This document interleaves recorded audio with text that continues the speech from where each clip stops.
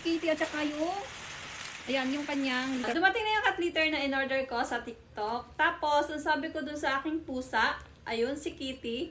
Sabi ko mag-vlog kami kung gusto niya ng maraming food. Kaso, ayun, sumisilip-silip lang siya guys dun sa ilalim ng lamesa. Nakatingin siya sa mga ginagawa ko. Ayun, ipapakita ko sa inyo guys. Oh, halika na dito. Dali tayo mag-vlog. Halika na.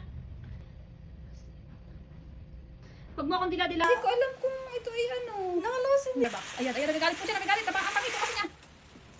Wiwi na ikaw, wiwi. Nasa ilalim ng labesa. So, tinitingnan niya yung hawak ko. At kung ano yung pinagsasabi. Siguro iniisip ni Kitty, ano ba na pinagsasabi na naman itong aking amo na to. Ayan. So,